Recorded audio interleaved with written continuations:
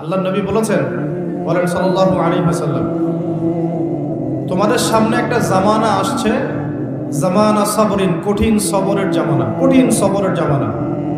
ওই জামানায় ঈমান ধরে রাখাটা হাতের মধ্যে জ্বলন্ত আগুন ধরে রাখার মতো হবে। নবীজি বলছেন ঈমান ধরে রাখাটা হাতের মধ্যে আগুন ধরে রাখার মতো কঠিন হবে।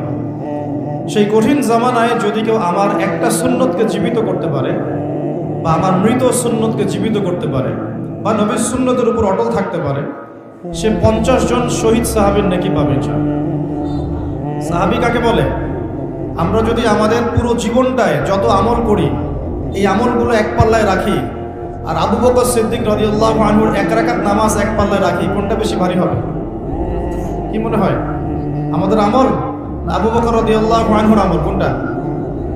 নবীজি বলছেন 50 জন শহীদ সাহাবীর সমান নেকি পাবে কে? যে কঠিন যুগে নবীর সুন্নতের উপর চলবে এবং সেই সুন্নতকে আঁকড়ে ধরে থাকবে। রাজি আছি ইনশাআল্লাহ? দাড়ি রাখতে পারবো তো ইনশাআল্লাহ?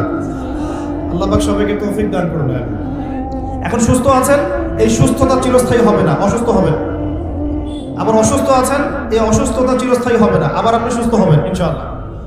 মানে দুনিয়াতে কোনো কিছুই চিরস্থায়ী না। কারণ কি? কারণ দুনিয়াটাই তো চিরস্থায়ী না। মানে এই দুনিয়াটাই তো চিরস্থায়ী না, এই কারণে দুনিয়ার কোনো কিছুই কি না, চিরস্থায়ী না, সব টেম্পোরারি। এটা হচ্ছে দুনিয়ার বাস্তবতা, হাকিকত। কোনটা স্থায়ী? ওয়াল আখিরাতু খায়রুন ওয়া আবকা। আখিরাত হচ্ছে চিরস্থায়ী এবং উত্তম, এটা স্থায়ী। এখানে যে খারাপ আমল নিয়ে যাবে, অনন্তকাল ওই খারাপ আমলের ফল তাকে ভোগ করতে হবে। ওখানে যে সৎ আমল নিয়ে যাবে, ঈমান নিয়ে যাবে, অনন্তকাল সে সুখ এবং স্বাচ্ছন্দ্যে থাকবে ইনশাআল্লাহ। এই কথাটা কখনো ভুলে যাওয়া যাবে না। দুনিয়া একটা ক্ষণস্থায়ী জায়গা, টেম্পোরারি জায়গা, এখানকার কোনো কিছুই স্থায়ী না। এক। দুই, এই দুনিয়ার জীবনটা জেলখানা। এটা কি? এটা আমার কথা না, নবী সাল্লাল্লাহু আলাইহি ওয়াসাল্লাম বলেছেন, আদ-দুনিয়া সিজনুল লিল মুমিন। দুনিয়া হচ্ছে মুমিনদের জন্য কারাগার। কারাগার চেনেন? জেলখানা চেনেন? জেলখানার ভিতরে যখন আসামিদেরকে ঢোকানো হয়, জেলখানার ভিতরে যখন আসামিদেরকে ঢোকানো হয়, তখন কি তাদের ইচ্ছার কোনো স্বাধীনতা থাকে? সে কি চাইলেই বের হতে পারবে? ওখানে বসে যা ইচ্ছা তাই করতে পারবে? পারবে না। আল্লাহর নবী বলছেন এই দুনিয়ার জীবনটা তোমাদের সবার জন্য হচ্ছে জেলখানা। আমরা মানে মুমিনদের জন্য। আর যারা কাফের, আল কাফেরদের জন্য আর দুনিয়া সিজনুল লিল মুমিন ওয়াল জান্নাতু লিল কাফির। কাফেরদের জন্য দুনিয়া হচ্ছে জান্নাত। জান্নাত মানে যেখানে যা ইচ্ছা তাই করা যায়, তাই না? জান্নাতে আমরা যা ইচ্ছা তাই করতে পারবো ইনশাআল্লাহ। এখানে কোনো রকমের বাধা ধরা নিয়ম থাকবে না। সবাই আমরা আল্লাহর দিদার লাভ করবো ইনশাআল্লাহ, আল্লাহর নিয়ামত ভোগ করবো। আপনি যা চান তাই দিবেন, দেওয়া হবে ইনশাআল্লাহ। এই হলো জান্নাত। তো এই দুনিয়ার জীবনটা মুমিনদের জন্য কারাগার, আর কাফেরদের জন্য জান্নাত। তাহলে বুঝলাম দুনিয়া ক্ষণস্থায়ী, এটা স্থায়ী না। এটাও বুঝলাম দুনিয়ার জীবনটা কারাগারের জীবন, যেখানে আমরা নিজের মন গড়া আমল করতে পারবো না, নিজের ইচ্ছার কোনো স্বাধীনতা নাই। এখানে আমার দুনিয়াতে আমাদের ইচ্ছার কোনো স্বাধীনতা নাই। আল্লাহ পাকের ইচ্ছার অধীনে আমরা পরাধীন। আল্লাহ পাক বলেছেন নামাজ পড়তে হবে, রোজা রাখতে বলেছেন রাখতে হবে, যাকাত দিতে বলেছেন নিসাব পরিমাণ সম্পদ হলে যাকাত দিতে হবে, সামর্থ্য হলে হজ করতে হবে, সৎ কাজে আদেশ করতে হবে, অসৎ কাজে নিষেধ করতে হবে, পিতামাতার সম্মান করতে হবে, সত্য কথা বলতে হবে, সৎ পথে চলতে হবে। এগুলো আল্লাহ পাক বলেছেন করতেই হবে। আল্লাহ বলেছেন এখানে শিরক করতে পারবে না, বেদাতি আমল করতে পারবে না, এখানে হারাম খেতে পারবে না, জেনা করতে পারবে না, মাদক খেতে পারবে না, অন্যের সম্পদ নষ্ট করতে পারবে না, অন্যের নামে গীবত তহমত অপবাদ দিতে পারবে না, অন্যের হক নষ্ট করবে না, ঠিক আছে? সন্তানদেরকে তোমরা খাদ্যের ভয়ে হত্যা করবে না, পিতামাতাকে অসম্মান করবে না, ইত্যাদি যত নিষেধ আল্লাহ পাক করেছেন, এই নিষেধগুলোও মেনে চলতে হবে। এটা কারাগারের জীবন। কারাগারে বসে আমরা এখন কি করছি জানেন? হাকিকত হচ্ছে কারাগারের জীবনে বসে যে জীবনটা একে ক্ষণস্থায়ী, দ্বিতীয়ত হচ্ছে অনিশ্চিত, মানে কার কতদিন সময় বাকি আছে কেউ জানে না। জানে? অনিশ্চয়তার দুনিয়ার জীবনে, কারাগারের দুনিয়ার জীবনে বসে আপনি পাবজি খেলছেন।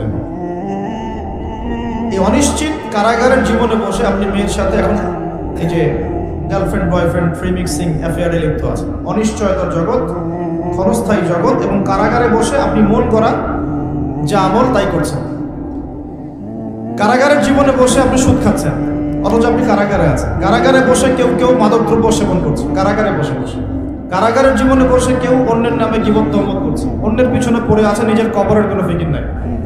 কারাগারে বসে মানুষ নামাজ পড়ছে না, আল্লাহর কারাগারে থেকে মানুষ আল্লাহর বিধান পালন করছে না, আল্লাহ পাকের কারাগারের মধ্যে থেকে মানুষ আল্লাহ দ্রোহিতা করছে, কেউ কেউ আল্লাহকে স্বীকারই করছে না।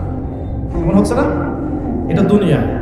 আপনাদেরকে বোঝাতে চাই, বয়স আপনাদের কম যেহেতু, যে এই দুনিয়ার জীবনটা প্রথমত ক্ষণস্থায়ী, দ্বিতীয়ত অনিশ্চিত, তৃতীয়ত এই দুনিয়াটা হচ্ছে কারাগার। এটা কি? কারাগার। এখানে ইচ্ছার স্বাধীনতা নাই। চতুর্থত হচ্ছে এই দুনিয়ার একজন মালিক আছে। কে আছে? একজন মালিক আছে। এই মালিকের দাসত্ব করতে পারলে আপনি এই দুনিয়াতেও সুখী হবেন, পরকালেও সুখী হবেন ইনশাআল্লাহ। এখন এই দাসত্ব করার আগে ভালো করে মাথায় ইনস্টল করবেন যে ইহকাল পরকালে আল্লাহ রাব্বুল আলামিন ছাড়া, ইহকাল এবং পরকালে আল্লাহ পাক ছাড়া সত্যিকার অর্থে আপনাকে কেউ ভালোবাসে না। এটা মাথায় নেবেন। সত্যিকার অর্থে কেন? পিতামাতা কি আমাদেরকে ভালোবাসে না? বাসে। বাসে কিনা? বাসে। কিন্তু এই ভালোবাসা আল্লাহর ভালোবাসার মতো নয়, এটা অন্য বিষয়। এটা হচ্ছে সন্তানের প্রতি পিতামাতার মহব্বত, মাওয়াদ্দাতা, রহমা, দয়া, মমতা, অন্য জিনিস। আল্লাহ রাব্বুল আলামিন আপনাকে আমাকে যেভাবে ভালোবাসেন, এটা যদি আমরা আসলে ব্যাখ্যা করতে পারতাম তাহলে বুঝতে পারতেন। আসলে এটা ব্যাখ্যা করার মতো জ্ঞান আল্লাহ আমাদেরকে দেন নাই। যখন আমরা বীর্য ছিলাম, বীর্য বোঝেন? অবশ্যই বোঝেন। এই জেনারেশন তো পর্নোগ্রাফিতে আসক্ত, আর পর্নোগ্রাফিতে আসক্ত জেনারেশন গোপন পাপ বেশি করে বাথরুমের মধ্যে। হ্যাঁ, পর্নোগ্রাফিতে আসক্ত জেনারেশন গোপন পাপ বেশি করে টয়লেটে গিয়ে। এটা এই যুগ চলছে এখন। আর এটা নিয়ে আমি আলাদা লেকচার দিয়েছি, নীল দর্পণ অনলাইনে আছে। এই জেনারেশনটাই পর্নোগ্রাফিতে আসক্ত, অনেকেই, বেশিরভাগই। এমন মানুষ খুব কম পাওয়া যাবে যার ফোনের মধ্যে এইসব পর্ন ভিডিও নাই, বা যে দেখেনি কোনোদিন। হয়তো একটা মানুষও খুঁজে পাওয়া যাবে কিনা সন্দেহ আছে যে কখনো এটা দেখে নাই। তো এর ফলশ্রুতিতে গোপন পাপ বেড়েছে। আমরা এক সময় বীর্য ছিলাম, কি ছিলাম? শুক্রাণু এবং ডিম্বাণু মিলিত হয়ে জাইগোট গঠিত হয়, জাইগোট। ওই সময় আমাদের মধ্যে কোনো রূহ বা প্রাণ ছিল না। আল্লাহ পাক তখন আমাকে দেখেছেন, দেখেন নাই? আল্লাহ পাক তখন আপনাকে ভালোবেসেছেন, আপনার সাথে ছিলেন। আল্লাহ আপনাকে তখন মহব্বত করেছেন। আল্লাহ পাক তখনও আপনার খেয়াল রেখেছেন। আপনার প্রভু আল্লাহ পাক, আপনার রব আল্লাহ পাক তখনও আপনাকে দেখেছেন যখন আমরা জাইগোট ছিলাম। তারপর হচ্ছে আলাক। আলাক মানে জমাট বাঁধা রক্তপিণ্ড। মায়ের গর্ভে রক্তের পিণ্ড আকারে ছিলাম। কোনো হদিস ছিল না আমাদের। এই মহাবিশ্বে আমাদের কোনো অস্তিত্ব ছিল না। একটা মাংসের টুকরা ছিলাম, এতটুকু। আস্তে আস্তে এর মধ্যে হাড় এসেছে, হাড়। যখন 4 মাস 10 দিন বয়স হয়েছে, তখন আল্লাহ রাব্বুল আলামিন তার নিজ অনুগ্রহে আপনার আমার রূহটাকে পাঠিয়ে দিয়েছেন ফেরেশতার মাধ্যমে। সেই ফেরেশতা এসে মায়ের গর্ভে আত্মা বা রূহটাকে ফুঁকে দিয়েছে। এরপর বাচ্চাটা নড়াচড়া করা শুরু করেছে। তখন আপনি মায়ের গর্ভে ছিলেন, আমি মায়ের গর্ভে ছিলাম। আমরা আমাদের অস্তিত্ব জানতাম না। আল্লাহ পাক আমাদেরকে লালন পালন করেছেন। তখনও আল্লাহ পাক আমাকে ভালোবেসেছেন। তখনও আল্লাহ আমার সাথে ছিলেন যখন আমার কোনো অস্তিত্ব ছিল না। এরপর আস্তে আস্তে আপনি বড় হয়েছেন। মায়ের গর্ভে আমরা কি করেছি আমরা জানি না, আমাদের মনে নাই। আমরা লাথি দিয়েছি, ছোটাছুটি করেছি, পানির মধ্যে ছিলাম, তখন খেতে পারতাম না। মা যা খেত তাই খেতাম। আমরা নিজেদের ভরণ পোষণ দেখাশোনা করার মতো স্বাবলম্বী ছিলাম না। তখন আল্লাহ পাক আপনাকে দেখেছেন, আল্লাহ আপনাকে দেখেছেন। এরপরে আপনি অনেক কষ্ট করে, আমরা অনেক কষ্ট করে মায়ের গর্ভ থেকে পৃথিবীতে এসেছি। আসার পরেই শয়তান আমাদের কলিজার মধ্যে খোঁচা দিয়েছিল। যখন খোঁচা দিয়েছিল তখন আমরা চিৎকার করে কান্না করে উঠেছিলাম। ঠিক তখনই আমাদের কানের মধ্যে আমাদের পিতারা আজান দিয়েছিল, আল্লাহু আকবার, আল্লাহু আকবার, আশহাদু আল্লা ইলাহা ইল্লাল্লাহ, আশহাদু আন্না মুহাম্মাদার রাসূলুল্লাহ, হাইয়া আলাস সালাহ, হাইয়া আলাল ফালাহ, আল্লাহু আকবার, আল্লাহু আকবার, লা ইলাহা ইল্লাল্লাহ। এটা দ্বিগুণ করে বলেছেন, ডাবল করে বলেছেন। আমি শর্ট করে বললাম। এই আজানের কেন আজান দিতে হয়েছে? কারণ শয়তান যখন কলবে খোঁচা দিয়েছে ঠিক তখনই আমরা চিৎকার করে কেঁদে উঠেছিলাম। এরপর আমাদের পিতারা আমাদের কানে আজান দিয়েছে। তখন আপনার আমার কোনো আসলে সেন্স ছিল না, এই ভালো মন্দ বোঝার কোনো জ্ঞান ছিল না। তখনও আল্লাহ আপনাকে দেখেছে, তখনও আল্লাহ আমাকে দেখেছে। আল্লাহকে চিনতে শেখেন। কে আল্লাহ? আমি আসলে ব্যাখ্যা করতে পারছি না, আমি জানি পারবো না, আমি ফিল করতে পারছি কিন্তু বোঝাতে পারছি না যে আল্লাহ পাক তখন আপনার আমার সাথে ছিলেন। আর যখন মায়ের গর্ভে রূহটা এসেছিল তখন ফেরেশতা 4টা বিষয় লিখে দিয়েছে আমাদের জন্য। এই 4টা বিষয়ের বাইরে কিচ্ছু হবে না। ফেরেশতা লিখে দিয়েছে আল্লাহর হুকুমে। 1 নাম্বার, ওই বাচ্চা সৌভাগ্যবান হবে না দুর্ভাগ্যবান হবে, লেখা হয়ে গেছে। মানে জান্নাতে যাবে না জাহান্নামে যাবে, লেখা হয়ে গেছে। আল্লাহ পাক লিখে দিয়েছেন এই সন্তান বড় হয়ে কত বছর বাঁচবে, লেখা হয়ে গেছে। 3 নাম্বার, লেখা হয়ে গেছে তার রিজিক কি কি হবে, সে কি কি রিজিক পাবে। 4 নাম্বার, লেখা হয়ে গেছে যে সে এই দুনিয়াতে কি কি কাজ করবে, কি কি আমল করবে। এই 4টা বিষয় আল্লাহ পাক লিখে দিয়েছেন যখন আমাদের মায়ের গর্ভে আমরা 4 মাস 10 দিন বয়সে ছিল। 4 মাস 10 দিনের আগে বাচ্চা নড়াচড়া করে না, মেডিকেল সায়েন্স পড়ে থাকে। এরপরে যখন আমরা দুনিয়া এসেছি, মা আমাদেরকে বুকের দুধ খাইয়েছে। যদিও বা এখনকার মায়েরা তো বুকের দুধ খাওয়াতে পারে না, অনেকে বাচ্চাদেরকে বেবি সিটারের কাছে রেখে আসে, দেখেন না? ওই চাইল্ড কি আছে না, ডে কেয়ার সেন্টার টাইপের, যেখানে কাজের বুয়াদের দিয়ে বাচ্চাদেরকে লালন পালন করানো হয়। এখন তো ফ্যামিলিস্ট রেভলিউশনের যুগ, মেয়েরা এখন ঘরে থাকতে পারে না, চাকরি বাকরি ব্যবসা বাণিজ্য কত ব্যস্ততা ওদের, এই নিজের বাচ্চাকে রেখে আসে মানুষের কাছে, তাই না? চাইল্ড ডে কেয়ার সেন্টারে। পরে দেখবেন ওই বাচ্চারা মায়ের মমতাহীনতায় বড় হবে। যারা মায়ের মমতাহীনতায় বড় হয়, বাবার মমতাহীনতায় বড় হয়, এরা বড় হয়ে একটু উগ্র মেজাজের হয়ে যায়।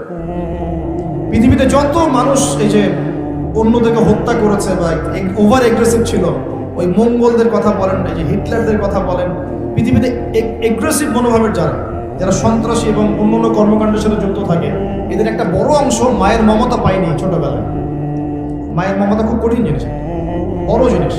আজকেও যারা মা বাবা সাপোর্ট পায় না সমাজে, পরিবারে, তারা কিন্তু মন থেকে খুব ভিতর থেকে খুব ডিসঅ্যাপয়েন্টেড থাকে, হতাশ থাকে। পরিবারের সাপোর্ট নাই, এক পর্যায়ে গিয়ে মাদকের কাছে গিয়ে শান্তি খুঁজতেছে। মাদক নিয়ে আমাদের চেয়ারম্যান সাহেব কথা বলেছেন, আলহামদুলিল্লাহ। এর পিছনে অনেক কারণ আছে, আমাদেরকে কারণের গোড়ায় যেতে হবে। কারণটা কি? পারিবারিক মূল্যবোধ যখন অবক্ষয় ঘটে, তখন ছেলেটা মাদক খায়। গার্লফ্রেন্ড বয়ফ্রেন্ড ফ্রি মিক্সিং এর মধ্য দিয়ে যখন একটা মেয়ে একটা ছেলেকে কষ্ট দেয়, হারাম প্রেমে যখন ছেঁকা খায়, তখন সে মাদক খেতে থাকে। রিজন আছে পেছনে। তারপর যখন তাকে আমরা নামাজি বানাতে ব্যর্থ হই, সে অন্য কোনো জায়গায় সুখ খুঁজতে যায়, হয় মাদকের কাছে, অথবা গার্লফ্রেন্ডের কাছে, অথবা যে গিটার, অথবা যে আপনার কোনো মিউজিক্যাল ইনস্ট্রুমেন্ট, অথবা গান। এখানে গিয়ে সে শান্তি খোঁজার চেষ্টা করে, ইন্টারনাল পিস চায়, সে মন থেকে শান্তি চায়। আমরা তাকে যদি তার জীবনের উদ্দেশ্যটা বোঝাতে পারি, তোমাকে আল্লাহ পাক দুনিয়া পাঠিয়েছেন আল্লাহর ইবাদত করার জন্য এবং আল্লাহর জমিনে তার দিন প্রতিষ্ঠা করার জন্য, এই বিষয়টা যদি আমরা ওকে বোঝাতে পারি যে তোমার জীবনটা মূল্যবান, হ্যাঁ, তোমার জীবন যৌবন, তোমার জান মাল সময় শ্রমকে আল্লাহর পথে বিলিয়ে দিলে ইনশাল্লাহ কালকে আমাদের মাঠে তুমি আরশের ছায়া পাবে, যুব সমাজ ফিরে আসবে ইনশাল্লাহ। ওদের গোড়ায় আঘাত করতে হবে। কিসের হতাশা? গার্লফ্রেন্ড চলে গেছে, হতাশ হওয়ার কোনো কারণ আছে? যে আপনাকে ছেড়ে চলে যায় সে তো আপনাকে ভালোবাসে না, আর যে আপনাকে ভালোবাসে নাই তার জন্য আপনি মাদক খাবেন কেন? সিম্পল কথা, ঠিক আছে না? যে আপনাকে ভালোবাসে নাই তার জন্য আপনি কেন মাদক খাবেন? দেখা যায় বেকারত্ব, চাকরি বাকরি পাচ্ছে না, বাসা থেকে প্রেশার, কামাই রোজগার নাই, ঘরে বসে বসে খাস, হ্যাঁ, তোর পিছনে এত টাকা ঢাললাম, পারিবারিক সাপোর্টের অভাব, মায়ের মমতার অভাব, বাবার একটা বন্ধুত্ব সুলভ আচরণের অভাব, এইসব কারণে ও ভিতর থেকে ফ্রাস্ট্রেটেড হয়ে যায়। তখন বন্ধুর পাল্লায় পরে, বন্ধু বলে আয় ওসব বাদ দে, দুটো টান দে, শান্তি পাবে। তখন বন্ধুর কাছে যায়, এই যে টানা শুরু করলো, এখান থেকে শুরু হবে। প্রথমে সিগারেট থেকে শুরু করে, আস্তে আস্তে যাবে যে গাঁজা, ফেন্সিডিল, এখন তো ইয়াবার যুগ চলছে, আরো বড় বড় কত মাদক আল্লাহ ভালো জানেন এখন লঞ্চ হয়েছে, এগুলো প্রশাসন ভালো বলতে পারবে। তো স্টার্টিংটা কিন্তু এভাবে হয়, পারিবারিক সাপোর্টের অভাব, অথবা মমতার অভাব, অথবা একটা হৃদ্যতাপূর্ণ পরিবেশ নাই পরিবারের মধ্যে, ঝগড়াঝাটি ফাসাদ, পিতামাতার মধ্যে ফাসাদ, অথবা বন্ধুদের পাল্লায় পড়া, অথবা নারী, অথবা হতাশা, বেকারত্ব। এই কয়েকটাই কারণ মূলত, এগুলো থেকেই ছেলেরা মাদকের দিকে যাচ্ছে। তো কারণগুলো সলভ করতে হলে কোথায় আসতে হবে? আমি দুইটা খালি মেডিসিন বলে দেবো, অনলি দুইটা। কয়টা? দুইটা। আমি চ্যালেঞ্জ করছি, এই দুইটা মেডিসিন যদি প্রয়োগ করা যায় যুব সমাজের উপরে, ইনশাআল্লাহ 1% যুবক মাদক খাবে না ইনশাআল্লাহ। একটা মেডিসিন হচ্ছে কিচ্ছু না, শুধু ওদেরকে 5 ওয়াক্ত নামাজ পড়াতে হবে। টাইম টু টাইম তোমরা 5 ওয়াক্ত নামাজ পড়বা, যত হতাশা, গ্লানি, কষ্ট দেখবা, সমস্ত কষ্ট ওই আল্লাহর সামনে ঢেলে দিবা। যখন তোমার কেউ ছিল না, যে আল্লাহ তোমাকে দেখেছে, ওই আল্লাহর সামনে ঢেলে দিতাম। পারা যাবে ইনশাআল্লাহ? এই একটা মেডিসিন। অতএব নামাজই বানান, মানুষকে বেশি বেশি নামাজই বানান, অটোমেটিক সে মাদক থেকে দূরে আসবে ইনশাআল্লাহ। আল্লাহ পাক ওয়াদা করেছেন, আল্লাহ বলছেন ইন্নাস সালাতা তানহা আনিল ফাহশাই ওয়াল মুনকার ওয়া লাযিকরুল্লাহি আকবার। আল্লাহ বলছেন শোনো, নিশ্চয় নামাজ পড়ার মতো পড়লে, নামাজ কায়েম করার মতো করলে এই নামাজই তোমাকে সমস্ত পাপ থেকে দূরে রাখবে ইনশাআল্লাহ। নামাজ, আমি 3G 4G নামাজের কথা বলছি, নামাজের কথা বলছি যে নামাজ আপনি মনোযোগের সাথে খুশুর সাথে নামাজে কি পড়ছেন বুঝতে পারছেন, সেজদায় গিয়ে দোয়া করছেন, আল্লাহকে পাচ্ছেন, এই নামাজের কথা বলছি। এই নামাজ যে ব্যক্তি পড়তে পারে 5 ওয়াক্ত, ইনশাআল্লাহ মাদকের ধার কাছেও সে কখনো যাবে না ইনশাআল্লাহ। আর দ্বিতীয় মেডিসিন হচ্ছে, সেটা হলো আল কোরআনুল কারীম, যেটা আমার হাতে দেখছেন। এই আল কোরআনুল কারীম যদি আপনি প্রতিদিন কমপক্ষে একটা পারা করে তেলাওয়াত করেন, 30 দিন 30 পারা, প্রতিদিন 1 পারা, প্রতি মাসে 1 খতম, এতটুকু এই জিনিসটা অভ্যাস করতে পারেন, ইনশাআল্লাহ আপনার মনের মধ্যে প্রশান্তি দিয়ে ভর্তি থাকবে, কোনো কষ্ট থাকবে না ইনশাআল্লাহ। আমি চ্যালেঞ্জ করছি আপনাকে, ইমপ্লিমেন্ট করে দেখেন। প্রতিদিন 1 পারা, কতটুকু? অন্তত 1 পারা, 30 দিন 30 পারা, মাস শেষে 1 খতম হবে ইনশাআল্লাহ। এই আমলটা ধরে রাখতে পারলে দেখবেন আপনার মনে নূর এবং প্রশান্তিতে ভর্তি থাকবে।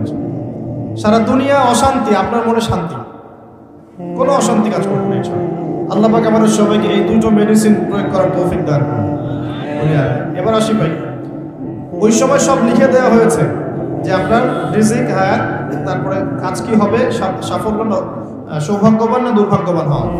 এরপরে যখন আমরা ছোট ছিলাম, মায়ের দুধ পান করেছি, তখন কিন্তু আমরা আমাদের দায়িত্ব নিতে পারতাম না। আমরা বিছানায় পেশাব পায়খানা করেছি, কেউ আমাদেরকে দেখে নাই, পিতামাতা দেখেছেন, তখন আল্লাহ পাক আমাদেরকে দেখেছেন, তখনও আল্লাহ আমাদের সাথে ছিলেন। আমরা শ্বাস নেওয়া শুরু করব, শ্বাস নেওয়া, এই শুধু নিঃশ্বাস নেওয়ার যে ক্ষমতা বা এই যে নিয়ামত, এই নিয়ামতটুকুর শুকরিয়া কি আমরা আদায় করতে পারবো? আমাদের শরীরে রক্ত চলছে, রক্ত যে সংবহন তন্ত্রটা চলছে, এই রক্ত সার্কুলেশন বন্ধ হয়ে গেলে আমরা বাঁচবো? এটা কে দেখছেন? এটা এই যে হার্ট যে পাম্প করছে, হার্টবিট, একটা হার্ট পাম্প করার পরে আল্লাহর অনুমতি চায়, আল্লাহ আরেকবার পাম্প করবো কি? আল্লাহ অনুমতি দেয়, তারপর পাম্প করা। এত সহজ? রাতে যখন ঘুমাই আমরা, আমাদের আত্মা আল্লাহ পাক নিয়ে নেন, এটা অনুমতি প্রাপ্ত হয় যে আমি আল্লাহকে আবার ফিরিয়ে দিবেন, যদি দেয় তাহলে আপনি সকালে উঠবেন, না হলে উঠতে পারবেন না। সূর্য ডুবে আল্লাহর পারমিশন নেয়, আমি কি আগামীকাল আবার উঠবো? আল্লাহ পারমিশন দিলে তারপর ওঠে। প্রভু রব কি জিনিস, আল্লাহকে চিন্তা হবে। আমরা যখন কিছুই করতে পারতাম না, হাঁটতে পারতাম না, আমরা দাঁড়াতে পারতাম না, আমরা আগে হামা করে দিতাম, তারপরে আমরা বসা শিখেছি, তারপরে আস্তে আস্তে কিছু ধরে দাঁড়ানো শিখেছি, তারপর আস্তে আস্তে আমরা একটু হাঁটা শিখলাম, তারপর দৌড়ানো শিখলাম। এখন আস্তে আস্তে আমাদের শরীরে শক্তি আসছে না, যৌবনকাল চলে আসছে, এখন আমরা আল্লাহকে আর চিনি না। এখন আমরা আল্লাহকে কি চিনি না। লক্ষ লক্ষ কোটি কোটি যুবক বাংলাদেশের বাড়িতে নামাজ পড়ে দেয়, ও মনে করে যে ওই সব কিছু, যৌবনকালে এসেছে, ও মনে করে এটাই আমার সব কিছু। তারপরে লক্ষ লক্ষ মেয়েও আছে যারা কিন্তু নামাজ পড়ে না, ওরা ভুলেই গেছে যে ওরা মায়ের গর্ভে কখনো ছিল। আমরা সবাই মায়ের গর্ভে অসহায় ছিলাম, আমরা ভুলে গেছি যে আল্লাহ পাক তখন আমাদের সাথে ছিলেন। এভাবে জীবনের প্রতিটা ধাপে ধাপে আল্লাহ পাক আমাদেরকে দেখেন, খাওয়ান, পড়ান, শ্বাস নেওয়ার তৌফিক দেন, ঘুম থেকে ওঠার তৌফিক দেন, আমাদেরকে হাঁটার তৌফিক দেন, হার্টবিট পাম্প করে, রক্ত চলাচল করে। হ্যাঁ, আমরা শ্বাস নেই, খাই, কত কি করি সারা জীবন, অথচ এই সমস্ত নিয়ামতগুলো কে দেন? সে আল্লাহকে যদি ভুলে যান, তাহলে কোশ্চিনকালেও দুনিয়ায় সফল হতে পারবেন না, পরকালেও সফল হতে পারবেন না। আমরা তো কারো প্রতি অল্প একটু ইহসান করার পরে, মনে করেন একজন বন্ধুকে আপনি 4-5 বার টাকা পয়সা ধার দিয়েছেন, এখন সে যদি আপনার সাথে বিরুদ্ধাচরণ করে, আপনি মুখের উপর বলে বসেন, তোর জন্য এত কিছু করলাম, তুই আজকে আমার জন্য এটা করলি। আরে সারা জীবন ধরে আল্লাহ আমাদের জন্য কত কি করে যান, প্রতি মুহূর্তে, প্রতি সেকেন্ডে। একটা আয়াত আছে সূরা আর রহমানে, কুল্লা ইয়াউমিন হুয়া ফি শাআন, মানে আল্লাহ পাক সব সময় কন্টিনিউয়াসলি প্রতি মুহূর্তে এই মহাবিশ্ব পরিচালনার কাজে ব্যস্ত আছেন। মনে করেন এখানে যত মানুষ আমরা আছি, সবাই যদি আমার সাথে এখন একসাথে এট এ টাইম মোসাফা করতে আসেন, আমি বিরক্ত হব না? সবাই এসে হুমরি খাওয়া শুরু করে মোসাফা, সবাই আমাকে যদি একটা কথা একসাথে বলা শুরু করেন, আপনার একটা কথা, আপনার একটা, আপনার একটা, আপনার একটা, সবগুলো আমি শুনতে পারবো? 1 সেকেন্ডের মধ্যে সারা বিশ্বের কোটি কোটি মানুষ একই সময় আল্লাহর কাছে দোয়া করে, আল্লাহ সবার দোয়া শোনেন, এক মুহূর্তেই শোনেন। আমরা সবাই এখন বসে আল্লাহর কাছে চাচ্ছি সবার মনের। জান্নাতে যাওয়ার পরে, জান্নাতে যাওয়ার 100 কোটি বছর পর আমরা কি করব আল্লাহ এখনই সেটা জানেন, জানেন না? আবার জাহান্নামে যাওয়ার 100 কোটি বছর পর জাহান্নামীরা কোন শাস্তি ভোগ করবে আল্লাহ সেটাও জানেন। তো এই মহান রবকে এখন মানুষ বিশ্বাস করে না। এখন নাস্তিকতার যুগ চলছে, আস্তাগফিরুল্লাহ। এখন কি প্রোটেস্ট্যান্ট ইসলামের যুগ চলছে, মানে কিছু অংশ ইসলামের পালন করে, কিছু অংশ পালন করে। ইসলাম, কোরআন, হাদিস, পর্দা, এই বিষয়গুলোকে মানুষ এখন কটাক্ষ করা শুরু করছে, আক্রমণ করা শুরু করছে। গত পরশু দিনে দেখলাম যে সুইডেনের মতো কান্ট্রি, ওরা তো বাক স্বাধীনতায় নাকি বিশ্বাস করে, ওখানে প্রকাশ্যে আল কোরআনকে পুড়িয়ে দিল। দেখেছেন না? দেখেছেন না? আরো ঘোষণা দিয়েছে যে আস্তাগফিরুল্লাহ, আরো বলে পোড়াবে এবং শুকরের রক্ত দিয়ে নাকি কোরআনকে মাখিয়ে দিবে। নাউযুবিল্লাহ। আমরা দোয়া করি আল্লাহ পাক ওদের চেহারাগুলোকে জাহান্নামে জ্বালিয়ে দেখ। হেদায়েতের দোয়া করতে পারবো না, এদের জন্য হেদায়েতের দোয়া করার রুচিবোধ আমাদের মধ্যে নেই। আল্লাহ পাক অচিরেই এদেরকে ধ্বংস করবেন ইনশাআল্লাহ, অচিরেই ধ্বংস তো হবে, এটা আমি নিশ্চিত। কারণ আমি শেষ জামানার ছাত্র, স্টাডি করি যে 3টা বড় বড় ভূমিকম্প আসা এখনো বাকি আছে। তার মধ্যে একটা হবে পশ্চিমা সভ্যতায়, এই ইউরোপিয়ান সিভিলাইজেশনের মধ্যে পশ্চিমা সভ্যতা একটা বড় ভূমিধস হবে অচিরেই। এখানে একটা বড় অংশের মাটি নিচে চাপা পড়ে যাবে ইনশাআল্লাহ।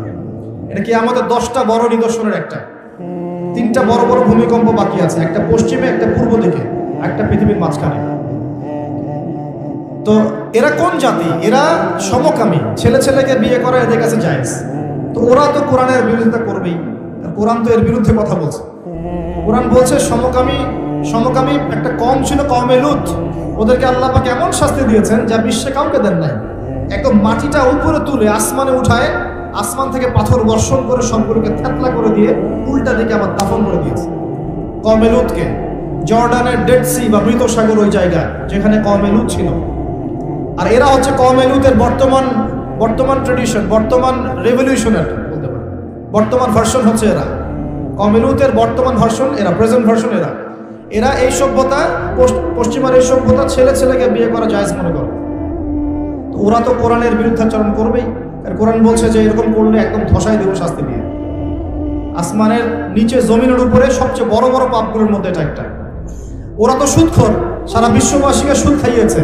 আর কোরআন বলছে সুদ যে খায় সে যেন আল্লাহ এবং তার রাসূলের সাথে যুদ্ধ করে। তাহলে ওরা তো কোরআনের বিরোধিতা করবেই। কোরআন বলছে যে সমাজে সাম্য থাকতে হবে, সাম্য। আর ওরা তো সাম্যের বিরোধী। ওরা মানবতার ধ্বজা ধরে বিশ্বের বিভিন্ন মুসলিম কান্ট্রির মধ্যে মুসলিমদেরকে নির্যাতন করেছে। ওরা তো কোরআনের বিরোধিতা করবেই, স্বাভাবিক। কোরআন বলছে এইসব জালেমদের সাথে জিহাদ করতে, আর এই কিতাবে সেটা লেখা আছে। তাহলে ওরা তো এই বইটা পুরাতে চাইবে না? এগুলো পড়লে তো আপনার ভিতরে একটা জজবা চলে আসবে। ওরা চাইবে এখান থেকে আপনাকে দূরে সরাই দিতে।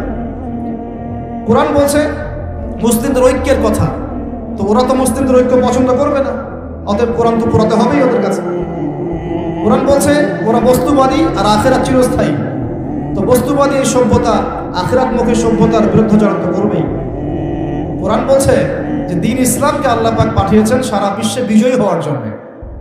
আর ইসলাম যদি বিজয়ী হয় ওদের অস্তিত্ব থাকবে, অতএব তারা তো বিরুদ্ধাচরণ করবে। কোরআন বলছে মাদক থেকে দূরে থাকার কথা, আর ওরা মাদক ফ্রি অ্যাক্সেস, সবাই খাচ্ছে, তাহলে ওরা কি বিরুদ্ধাচরণ করবে না? স্বাভাবিক। কোরআন বলছে যে জেনা থেকে দূরে থাকো না, জেনার কাছেও যেও না। আর ওদের সভ্যতা এমন সভ্যতা যেখানে বাবাও মেয়ের সাথে জেনা করে না। বিশ্বাস করছেন না কথা? বাবার হাতে ওরা মেয়েরা ইফটিজিং এর শিকার হয়, সেক্সুয়াল হ্যারাসমেন্টের শিকার হয়, এবং ভাই বোনের সাথে জেনা করে। কতগুলো প্রমাণ নেবেন? আমি একটা বইয়ের নাম বলে, লস্ট মডেস্ট একটা বই আছে, মুক্ত বাতাসের খোঁজে, পড়েন, সব দেখতে পারেন ডিটেলস, প্রমাণ স্বরূপ। এই সভ্যতা তো কোরআনের বিরুদ্ধাচরণ করবেই, কারণ কোরআন তো এখান থেকে আপনাকে দূরে সরাচ্ছে। ব্যভিচার, পরকীয়া কি ইসলামে জায়েজ? ওদের ওখানে একটা ফ্যাশন, তা ওরা কি বিরুদ্ধাচরণ করবে না? করবে। ওদের যতগুলো নোংরামি, অশ্লীলতা, ফাহেশা কাজ, আল্লাহ দ্রোহিতা, এই প্রত্যেকটা বিষয়ের বিরুদ্ধে কোরআন কথা বলছে বলেই কোরআনের বিপক্ষে ওদের এত জ্বালা। কিন্তু এই জ্বালা বেশি দিন স্থায়ী হবে না ইনশাআল্লাহ। কারণ আমরা জানি অচিরেই এমন প্রজন্ম আল্লাহ পাক পাঠাবেন ইনশাআল্লাহ, যে প্রজন্মের প্রত্যেক সন্তান আল কোরআন পড়তে জানবে ইনশাআল্লাহ, কোরআনের অর্থ বুঝবে ইনশাআল্লাহ, কোরআনের আদেশ মানবে, নিষেধ বর্জন করবে ইনশাআল্লাহ, কোরআনের দাওয়াত মানুষের কাছে পৌঁছাবে এবং আল্লাহর এই পুরো জমিনে কোরআনের বিধান প্রতিষ্ঠা করবে ইনশাআল্লাহ। এমন প্রজন্ম অচিরেই আসবে। আমি আপনাদেরকে বলে দিয়ে যাচ্ছি যে নবী ঈসা আলাইহিস সালামের হাতে 40 বছর এই পুরো বিশ্বে এই ন্যায় এবং ইনসাফের শাসন না হওয়া পর্যন্ত কিয়ামত আল্লাহ পাক দিবেন ইনশাআল্লাহ। এটা হাদিসে লিখিত হয়ে গেছে। তিনি আসবেন, তার আগে ইমামুল মাহদী আসবেন, তিনি দাজ্জালকে হত্যা করবেন এবং দাজ্জালকে ফলো করবে, কিন্তু এরাই দাজ্জালকে ফলো করবে। তবে পাথর বা গাছের পিছনেও যদি দাজ্জালের বাহিনী গিয়ে লুকায়, ওই পাথর আর গাছও কথা বলা শুরু করবে। তারা বলবে, ইয়া মুসলিম ইন্না ওয়ারা আল ইয়াহুদ তাআল ফাকতুলহু, হে মুসলিম, আমার পিছনে একজন ইহুদি আছে, আসো একে হত্যা করে যাও। পাথর এবং গাছ কথা বলে। বিশ্বাস করছেন তো? এই সময় সামনে অপেক্ষা করছে। বিশ্বে এখন যা দেখছেন তার কিছুই থাকবে না। নতুন একটা বিশ্ব পৃথিবী দেখবে, এমন বিশ্ব যেখানে না আছে কোনো জুলুম, না আছে কোনো অন্যায়, না কোনো পাপাচার, না কোনো জেনা, না কোনো যে আল্লাহ দ্রোহিতা, না কোনো কুফর, না কোনো শিরক। ইনশাআল্লাহ এমন একটা বিশ্ব অচিরেই আমাদের সামনে আসছে ইনশাআল্লাহ। তবে আমাদের কিছু কাজ আছে, ওই কাজ বলতে গিয়ে দিকে এসেছে। প্রথমে আল্লাহকে চিনতে হবে। কি করতে হবে? আল্লাহকে চিনতে হবে। আল্লাহ রাব্বুল আলামিন আমাদের রব, এটা চিনতে হবে। যখন আমাদের কেউ ছিল না, কে ছিল? আল্লাহ। এখন আপনি বড় হয়েছেন, আল্লাহকে ভুলে যাচ্ছেন, আস্তে আস্তে কিন্তু আপনি আবার দুর্বল হবেন। যেমন মায়ের গর্ভে যেমন দুর্বল ছিলেন জন্মের পর, আবার কিন্তু আস্তে আস্তে অমন দুর্বল হবেন। এই যে এখন যৌবনকাল চলছে, খুব দ্রুত দেখবেন যৌবন পাস হয়ে যাচ্ছে। আর এখন কিন্তু সময় অনেক দ্রুত যাচ্ছে, কারণ এটা কিয়ামতের একটা সাইন। এই সময় কিন্তু টাইম দ্রুত যাওয়া শুরু করবে। এমনকি একটা বছর একটা মাসের মতো চলে যাবে, একটা মাস একটা সপ্তাহের মতো চলে যাবে, একটা সপ্তাহ একটা দিনের মতো চলে যাবে। এরকম মনে হচ্ছে না এখন? আস্তে আস্তে এমন হচ্ছে। এটার মানে হচ্ছে সময় থেকে বরকতটা উঠে যাচ্ছে। সময় থেকে কি উঠছে? টাইম কিন্তু ঠিকই আছে, মানে 24 ঘন্টা 24 ঘন্টায়, কিন্তু একটু দ্রুত পাস হচ্ছে, মানে আপনার বরকতটা কমে যাচ্ছে।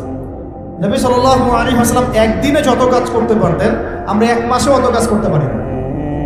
ভালো করে খেয়াল করে দেখেন, আল্লাহ নবীজি একদিনে যত কাজ করতেন সকাল থেকে রাত পর্যন্ত, আমরা মনে হয় এক সপ্তাহ এক মাসেও করতে পারি। তো প্রিয় ভাইয়েরা, সময় দ্রুত পাস করছে, যৌবন চলে যাবে। যৌবন সম্পর্কে আপনাকে দুই একটা হাদিস বলে আমি এদিকে আস্তে আস্তে ফিনিশিংয়ের দিকে যাব। আল্লাহর নবী বলেছেন, 7 শ্রেণীর মানুষকে আল্লাহ পাক আরশের ছায়া দিবেন, যেদিন ওই ছায়া ছাড়া অন্য কোনো ছায়া থাকবে না। তার মধ্যে দ্বিতীয় শ্রেণী হচ্ছে, প্রথমটা হচ্ছে ন্যায়পরায়ণ শাসক। শাসন ক্ষমতা পাওয়া কোনো দোষের কিছু নয়, ন্যায় বিচার করলে আরশের ছায়া পাবে ইনশাআল্লাহ। আমরা দোয়া করি আল্লাহ পাক আমাদের সবার উপরে ন্যায়পরায়ণ শাসক মনোনীত করুন বলি আমি। এরপরে দ্বিতীয় শ্রেণী হচ্ছে সেই যুবক যে তার যৌবনকালটাকে আল্লাহর পথে মিলিয়ে দিয়েছে। এই সুযোগ এখন আপনাদের সবার সামনে আছে। এখন আপনি কোন পথে যাবেন, decision is yours, choice is yours, আপনার চয়েস। আপনি কি শয়তানের পথে যাবেন, নাকি একটা মেয়ের পিছনে সময় নষ্ট করবেন, নাকি হতাশার আর মাদকের পিছনে সময় নষ্ট করবেন, না আল্লাহর দ্বীনের জন্য কিছু করবেন? আল্লাহর দ্বীনের জন্য করতে হলে কিছু বৈশিষ্ট্যের দরকার আছে, যোগ্যতার দরকার আছে। এমনি এমনি কি অ্যাচিভ করা যায় কোনো কিছু? দুনিয়ার একটা চাকরি কি এমনি অ্যাচিভ করা যায়? পড়তে হয়, মেসে থাকতে হয়, স্টাডি করতে হয়, অ্যাসাইনমেন্ট জমা দিতে হয়, পরীক্ষা দিতে হয়। এভাবে 10-15 বছর পড়ার পর একটা সার্টিফিকেট অর্জন করে আপনি চাকরি নিচ্ছেন, তাই নয় কি? একটা চাকরি নিচ্ছেন, বিশেষ ক্যাডার হচ্ছেন, বড় বড় জায়গায় যাচ্ছেন। তাহলে দিনের জন্য কাজ করার জন্য বা আল্লাহর দ্বীনকে প্রতিষ্ঠা করার জন্য যোগ্যতার দরকার আছে না? প্রথম যোগ্যতা হচ্ছে জ্ঞান অর্জন করা। কি করা? কোরআন এবং সুন্নাহর বেসিক জ্ঞান আপনাদের সবাইকে অর্জন করতে হবে। রাজি আছেন তো ইনশাআল্লাহ? সর্বপ্রথম কোরআন তেলাওয়াত করা শিখতে হবে। কি করতে হবে? কোরআন তেলাওয়াত করা শিখতে হবে। আগামী রমজান আসার আগেই সবাই তেলাওয়াত করা শিখে নিব ইনশাআল্লাহ। রাজি আছেন তো ইনশাআল্লাহ? 2 নাম্বার, কোরআনের ভাষা শিখতে হবে, আরবি ভাষা। তাহলে কোরআন আপনি বুঝতে পারবেন ইনশাআল্লাহ, পড়ে বুঝতে পারবেন আল্লাহ পাক কি বলছে। 3 নাম্বার, কোরআনের সাথে সাথে হাদিস পড়ার চেষ্টা করতে হবে। হাদিসের মধ্যে অথেন্টিক যে হাদিসগুলো আছে এগুলো চর্চা করবে। 4 নাম্বার, আলেম ওলামাদের সাথে সম্পর্ক রাখতে হবে। একা একা কোরআন হাদিস পড়তে গেলে কিন্তু আপনি অনেক সময় বিভ্রান্ত হতে পারেন। ওলামা কেরামের সাথে সম্পর্ক রাখলে আপনি কোরআন সুন্নাহর সঠিক মেসেজটা পাবেন ইনশাআল্লাহ। এখানে আবার কোন শ্রেণীর আলেম ওলামার সাথে সম্পর্ক রাখবেন? ওঠেন ওঠেন বসেন বসেন শিখায় এরকম? ঢেলে দেই এরকম? কিরকম? কোন আলেম ওলামা? যে আলেম ওলামা সৎ কাজে আদেশ করে, অসৎ কাজে নিষেধ করে, যাদের ব্যক্তিত্ব গায়রত আছে, যাদের মধ্যে আত্মমর্যাদা বোধ আছে, যারা উম্মার ফিকির করে, উম্মার জন্য খেদমতে নিজের জীবন বিলিয়ে দিচ্ছে, এই শ্রেণীর ওলামা কেরামের সাথে থাকবেন ইনশাআল্লাহ। আর যারা ইসলামকে ঠাট্টা বিদ্রুপ হাসি ঠাট্টার পাত্র বানিয়েছে, এই টাইপের আলেমদের সাথে কোনো সম্পর্ক রাখার দরকার নেই। প্রকৃতপক্ষে এদেরকে আলেমও বলা হয় না, এটা আলেমের সংজ্ঞার মধ্যে পড়ে না। আলেমকে যে ব্যক্তির মধ্যে ইলম আছে এবং সে ইলম অনুযায়ী আমলও করে, আল্লাহর জমিনে আল্লাহর দিন প্রতিষ্ঠার চেষ্টা করে, আলেম। আলেম মানে কি? শুধু জানি আমল করি না, এটাকে আলেম বলা হয়? শুধু জানি আমল নাই, এটাকে আলেম বলা হয়? প্রিয় ভাইয়েরা, সত্য মিথ্যা চিন্তা হবে। এই ট্রল নিয়ে, ফেসবুক ইউটিউব নিয়ে এত বেশি মন্তব্য থাকবেন। কনস্ট্রাকটিভ পড়াশোনা করেন, অফলাইনে পড়াশোনা করেন, ওলামা কেরামের সাথে সম্পর্ক করেন, আগে জ্ঞান অর্জন, তারপর অন্য কিছু। জ্ঞান ছাড়া আপনি এই বিশ্বে ইসলামকে এগিয়ে নিতে পারবেন না। কারণ এখন জ্ঞান দিয়ে যুদ্ধ করা হচ্ছে। কি দিয়ে যুদ্ধ হচ্ছে এখন? একটা সময় ছিল আগে তরোয়াল দিয়ে যুদ্ধ হতো, মনে আছে? তারপরে যুদ্ধ হওয়া শুরু হচ্ছে ট্যাঙ্ক দিয়ে, কামান দিয়ে, গোলা বারুদ দিয়ে, মনে আছে? এখন পারমাণবিক যুদ্ধের যুগ না? পারমাণবিক অস্ত্র দিয়ে মানুষ যুদ্ধ করার জন্য মরিয়া হয়ে আছে, তাই না? আমরা আশঙ্কা করছি যে বিশ্বের সামনে হয়তো একটা পারমাণবিক যুদ্ধ হয়ে যেতে পারে। আল্লাহ ভালো জানেন, আল্লাহ ভালো জানেন, আপনারা জানেন। তবে এখন সবচেয়ে শক্তি কোন জিনিসটা? সবচেয়ে বড় শক্তি হচ্ছে প্রযুক্তি। সবচেয়ে বড় শক্তি কি? প্রযুক্তি, তথ্য প্রযুক্তি। যার কাছে যত বেশি প্রযুক্তি এবং ডাটা আছে, সেই রাষ্ট্র তত বেশি শক্তিশালী। অতএব আমাদের সবাইকে জ্ঞান অর্জন করতে হবে। এবং কোন জ্ঞান? যেটা প্র্যাকটিক্যাল জ্ঞান। শুধু জ্ঞান বই পুস্তকে পড়ে রাখলাম, হ্যাঁ, যেটা প্র্যাকটিক্যাল কোনো ভিত্তি নাই, এটা কিন্তু আসলে প্রকৃত জ্ঞান নয়। যে জ্ঞানটাকে প্রয়োগ করা যাচ্ছে এবং জ্ঞান প্রয়োগ করে ইসলামকে এগিয়ে নেওয়া যাচ্ছে। তো এখন কি ডারউইনের মতবাদ পড়বেন নাকি? হ্যাঁ, বলছে যে বানর থেকে মানুষ হয়েছে, আর আমরা সূরা বাকারার মধ্যে দেখছি মানুষ থেকে বানর হয়েছে। জানেন? এটা হয়তো জানেন না, বলছি শোনেন। আল্লাহ পাক একটা জাতিকে বলেছিলেন শনিবারে মাছ ধরবে না। কি করবে না? শনিবারে মাছ ধরবে না। বনু ইসরাইল কারা জানেন তো? কারা? হ্যাঁ, ইয়াকুব আলাইহিস সালামের বংশধর, কিন্তু প্রকৃতপক্ষে ইহুদি বলা হয় কাদেরকে? যারা মুসা আলাইহিস সালামের কওম। আর নাসারা বলা হয় কাদেরকে? যারা ঈসা আলাইহিস সালামের কওম। ঠিক আছে? তো এই বনু ইসরাইলের মধ্যে একটা কওম ছিল যাদেরকে আল্লাহ পাক বলেছিলেন যে শনিবারে মাছ ধরো না। ওরা তো বেশি চালাক, শনিবারে মাছ না ধরে একটা বাদ দিয়ে রাখছে, শনিবারে মাছ ধরবো না, মাছগুলো আগে আসুক, এখানে আটকা থাকবে, পরে ধরবো। এই একটা সীমা লঙ্ঘন করার কারণে আল্লাহ পাক সূরা বাকারার মধ্যে বলছেন যে আল্লাহ পাক ওই জাতিটাকে বানর বানিয়ে দিয়েছে। তাহলে মানুষ থেকে বানর হয়েছে, দলিলটা কোরআনে আছে। আর ওরা যে ডারউইনের মতবাদ দিচ্ছে, এটা কুফরি মতবাদ। কেউ যদি এখানে বিশ্বাস করে, মন থেকে বিশ্বাস করে, তার ঈমান চলে যাবে, কোনো সন্দেহ নেই। আমরা এসেছি জান্নাত থেকে। কোত্থেকে? মানুষ বানর থেকে আসে নাই, মানুষ জান্নাত থেকে আসছে। আমাদের পিতা কোথায় ছিল? আমাদের পিতা জান্নাতে ছিল। সেখানেই তো ইবলিস প্রলোভিত করলো, গাছের কাছে চলে গেলেন। তারপর আল্লাহ পাক নারাজ হলেন, হ্যাঁ, তওবা করলেন, আল্লাহ তওবা কবুল করলেন, কিন্তু দুনিয়ায় পাঠিয়ে দিলেন। তাহলে আমরা কোত্থেকে আসছি? আমরা এই দুনিয়ার বাসিন্দা নই, আমরা জান্নাতে ছিলাম, সেখান থেকে আমরা এখানে আসছি। আমরা বানর থেকে মানুষ হই না। কোরআন বলছে এই কথা। আর কিছু কিছু ক্ষেত্রে দুঃখজনক, দুর্ভাগ্যজনক, এটা আমাদের জন্য দুর্ভাগ্যজনক যে আমাদের বাচ্চাদের বইপত্রে কিছু কিছু ক্ষেত্রে এগুলো শেখানো হচ্ছে। তো এগুলো জ্ঞান নয়, এগুলো জাহেলিয়াত। এগুলো কি? জাহেলিয়াত। এইসব জ্ঞান অর্জন করতে যাবেন না। এখন যদি পরীক্ষায় পাশের জন্য পড়তেই হয়, তাহলে কি করবেন? তাহলে আমি বলবো যে আপনার ইমানে দুর্বলতা আছে। আমাদের উপরের লেভেল থেকে পদক্ষেপ গ্রহণ করতে হবে, অথবা সামাজিক সচেতনতা গড়ে তুলতে হবে। আর যদি কোনোভাবেই এই সব বইপত্র পরিবর্তন, সংশোধন না করে, তাহলে কি করবেন? নতুন নতুন শিক্ষা প্রতিষ্ঠান গড়ে তোলেন, মাদ্রাসায় পড়ান, সিলেবাসের মধ্যে সংশোধন নিয়ে আসেন। আমি তো একটা লেকচারে বলেছি 3 ঘন্টা লাগবে, প্লে গ্রুপ থেকে নিয়ে ক্লাস 5 পর্যন্ত জেনারেল শিক্ষা, ইসলামিক শিক্ষা সমন্বয় করে আপনাকে 3 ঘন্টার মধ্যে দিয়ে দিব ইনশাআল্লাহ। আমার ছেলে ক্লাস 5-এ যেতে যেতেই 5 পারায় হাফেজ হবে। মিনিমাম সে 100টা হাদিস মুখস্থ করবে, আরবি ভাষা শিখবে ইনশাল্লাহ, পাশাপাশি বাংলা, ইংরেজি, অঙ্ক এগুলো সবই শিখবে। 3 ঘন্টা লাগবে। আলহামদুলিল্লাহ শুরু করেছি, আল্লাহ ভালো জানেন কতদূর করতে পারবো। ইচ্ছা আছে সারা বাংলাদেশের প্রত্যেকটা ডিস্ট্রিক্টে একটা করে এমন প্রতিষ্ঠান গড়ে তোলার, যেখানে জেনারেল শিক্ষা, ইসলামী শিক্ষার একটা সর্বোচ্চ সমন্বয় থাকে ইনশাআল্লাহ। আল্লাহ পাক কবুল করুন বলি আমি।